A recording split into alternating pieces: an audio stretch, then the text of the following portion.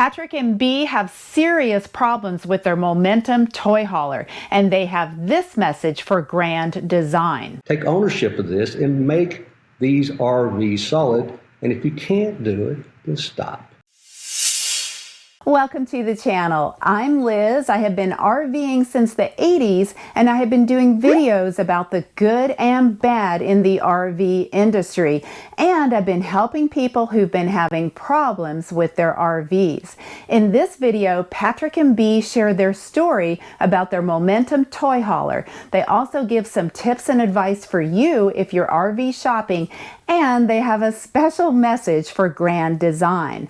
By the way, I reached out to Grand Design, and I'll have their response later in the video. I retired in 2021. We couldn't travel internationally because of the restrictions, and so I tried to talk her into this RV world, and she wasn't excited about it. No, I was very scared at the beginning. Yeah, the safety concerns. I had never pulled an RV or done any of that, so I was a first-time RVer. Skip ahead, we became COVID RVers. Did a lot of research on YouTube and reading material, and so we had decided that we would get a Grand Design. At the time, it was one of those RV companies that had good ratings, and I think the industry darling at the time, so we felt very confident about our selection. And so we went ahead and pulled the trigger in June of 2021 and purchased a Grand Design Momentum 397TH because I had a Razor and I wanted to take it out into the West and ride trails. We were very excited. In fact, we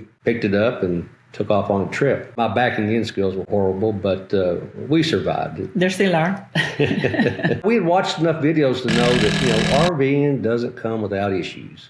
And so we had issues. I think on the first trip, our converter went out, we lost electricity, and so we had to get that fixed. That was covered by Grand Design. And then the normal things falling off. I think we're just kind of conditioned ourselves to be, that's normal for things in RV to just start falling off trim. But our baggage door kept coming open, and that was troubling to me. And I took it into the shop several times to get them to fix it, and finally just gave up on their ability to fix it because, it's really scary, having the baggage door come open when you're on the highway and trying to get out there and close that. I put a latch on it. That's been successful.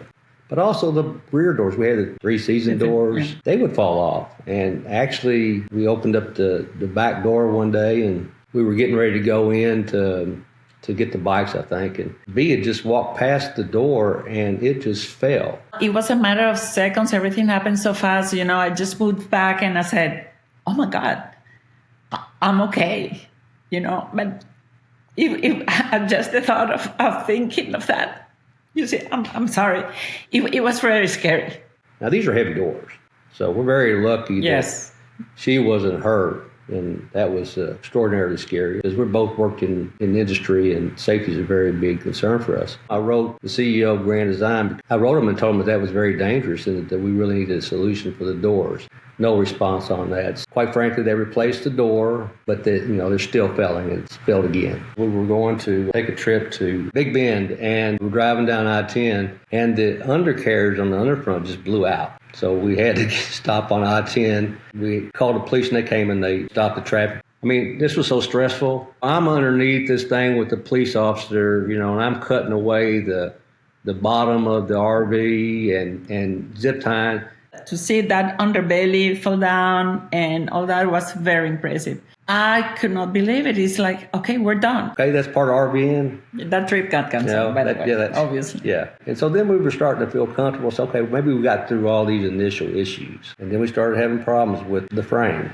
Well, we didn't know it was a frame. We started having squeaky floors. Closet door wouldn't close correctly. That was annoying. And the squeaky floors got progressively worse. And then we started getting the vinyl floor separating from the wood floor in our bedroom. Watching some YouTube videos, well, those were some signs that you might have this broken frame issue. And so I immediately took it into the dealer, and they ran that test, flex frame test, the measurements, and it came back that we were within spec. And I even sent that to Lippert, and they confirmed that. However, Grand Design did ask them to take off the underbelly of the pin box. I think they called it the pylon. And when they did that, we saw right away we had some busted floor joist, part of the lipid frame, screws that were missing, the lag screws that everybody's talking about now were coming out. We also got into the basement and saw that we had some separation of the basement walls from the aluminum frame. Again, busted screws. And so all that just added up to, we've got a problem. Until I saw it, part of the failures, I was in shock. And I told him, I'm not getting in there ever again. With that, we've been just spending multiple weeks, going back and forth between Grand Design and our dealer, trying to get things approved, like removing the cap. That took a while. And I can tell you, communications has been, we talk to nice people, okay? But the communications is just ineffective. I can't talk to the tech in the shop. They say, no, you're not allowed to talk to the tech. We were initially, and he was telling us what he believed was wrong. And then the dealer cut that off. I called Grand Design. I have a case manager, and I could talk to him, but I can't talk to the case manager that the dealer talks to. So we're trying to send messages back and forth through 4 or 5 different people, and it's just not working. So we wait days for any kind of response. It's like you want to keep believing, and okay, they're going to fix this, and they fix that, and you're kind of get used to things broken down a little bit here and there, nails fall down. He buys this, how do you call the gun? Nailing gun. The nailing gun, and but those big things can be very scary, and we're not going to take any chances. We're not going to risk our lives or anybody's lives in this. That's the main thing. There's really no procedures. I asked the tech, and I said, well, did Grand Design give you a procedure to follow? And he said he had been trying to get a procedure from Grand Design. So that tells me a lot right there. If they don't have clearly written instructions on exactly what to do, what screw sizes to use, where to put the welds, they don't know any of that. That's not good. So I think there's a defective design here that needs to be fixed, not just by Grand Design, but the industry as a whole. This is where it gets really hard for us. We bought a toy hauler, but based on all the reports and all the videos, these frames are defective and aren't really capable of carrying these loads, which makes it dangerous and unsafe for us. Completely unsafe. I don't want to be done with RVing because we really enjoy our time. I just don't have confidence that these large fifth wheels are capable of really doing what we've been told they could do. And so they're dangerous to us, and we don't want to do things that are dangerous, not to just ourselves, but to other people on the roads. You got a toy hauler that you purchased and paid 6 figures plus for, and you really can't use it as designed. There's people out there saying you should only move these things a few times a year. No, we didn't sign up for that. Yeah. And you shouldn't load up your toys and other items in here. And what I would ask Grand Design is that there's a lot of communications out here about, don't improve your pin box. Don't add suspension to improve your suspension to your rigs. All these things could potentially cause problems with your frame. That's interesting to me because, people have been doing that for years and no one said a thing about it, right? For me, Grand Design really needs to come out and talk about the process and talk about what you can and cannot do with these rigs. They should be the ones communicating to the public, to the owners, what they should be doing and not doing with their rigs. But I'd also say to them, you need to own the issue. And I'm hearing some good news that might be happening, but it needs to happen for everyone who has purchased one of these large RVs that has issues, not just ones that are currently under warranty. You've broken a lot of dreams out there for people.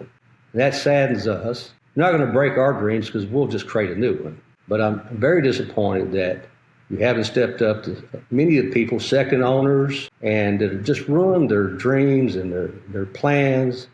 You've ruined a few of ours, but not to that extent.